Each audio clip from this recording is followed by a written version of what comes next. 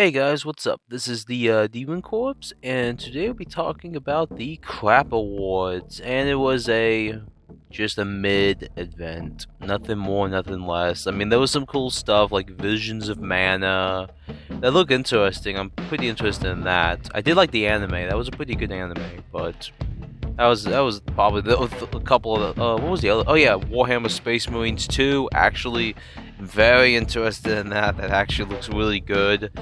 And what else was at this event that was somewhat interesting? Well, there was like some God of War DLC that looks like it's gonna be free. So I mean, cool. Oh, okay, cool. Like, awesome God of War DLC. Ooh, I think it was Ragnarok DLC, maybe. I don't.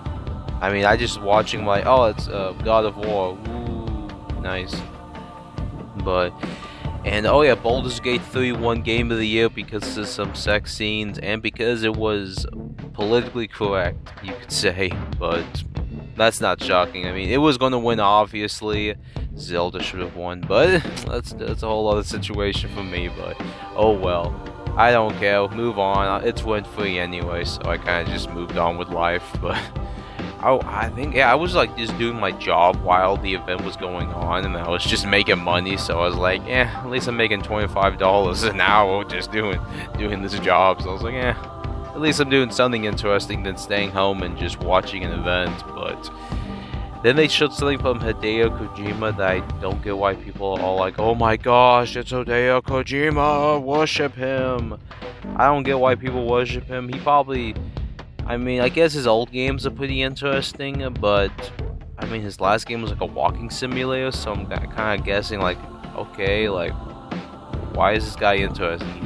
His last game was a walking simulator. Yeah, his old games probably had something that was like, oh my gosh, he predicted the future.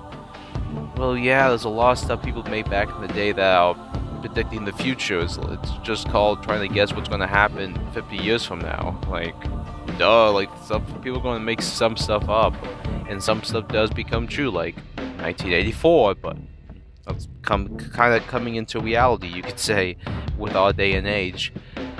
But I mean, besides that, it was a pretty interesting event as a whole. Oh yeah, they showed Hellblade 2, that, I mean, cool.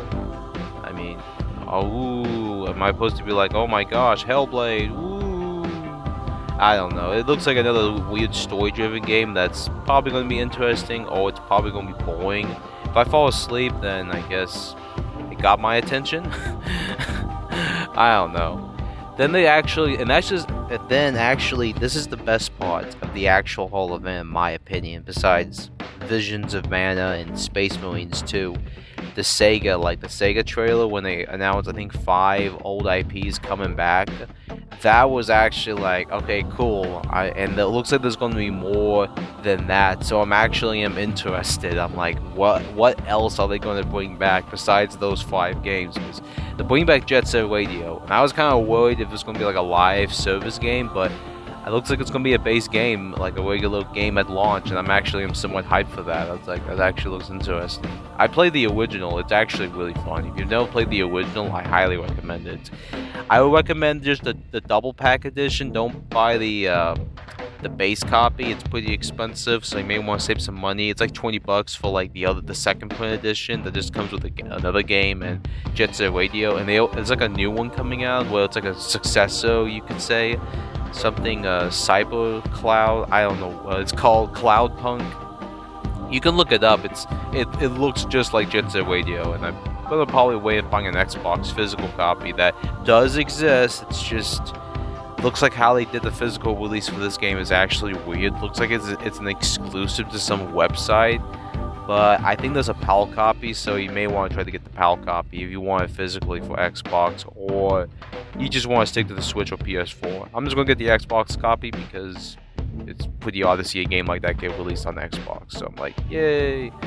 But then they also showed Golden Axe. I've never played the Golden Axe games, but cool, it's getting a remaster remake. Then there's Shinobi and Crazy Taxi. I never played the Crazy Taxi games. I've heard they're pretty good games, so I probably would check them out at some point. Then Streets of Rage. I guess this is a remake remaster of the original. So I mean that was interesting. And what else could there be? I mean, Panzer Dragoon Saga, please.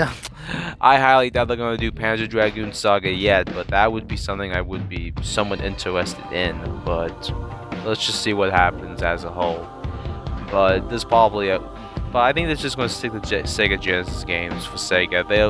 You never, well, they are doing, I think they are, well, they are doing a couple of Dreamcast, but games, because Jet Set Radio is a Dreamcast game, but as a whole, we don't truly know what else they're going to be announcing from Sega. Maybe a new Shining Force game. I've been interested in those games. I have some of them. They're pretty fun, actually. I highly recommend them, but let's hope they re-release those old Sega Saturn Shining Force games, because those are expensive. They need probably do a collection, but besides everything else, the Sega trailer and Sega announcement was actually really good. But I mean, after that, people came on stage and just talked about how special they are, that they got this award, and I don't know, it's like cool. I mean, you're gonna forget about that award at some point, let's be honest here.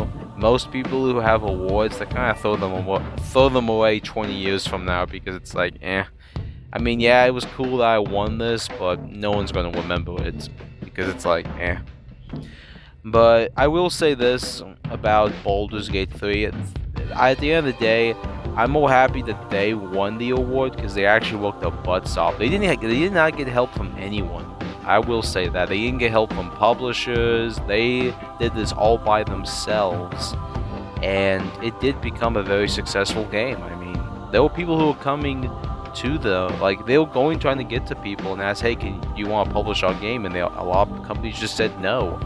And it's actually even crazier that this game beat Starfield and all these other RPGs as a whole. Like, this is like, and it's a dice simulator. It's kind of not a dice simulator, but it's like a very like Dungeons and Dragons type of game. So literally late 20s, early 30s, late 30s, early 40s, and maybe late 40s. That's like the genre that this game is for, and it's become a very successful game as a whole. So I mean, I'll check it out at some point.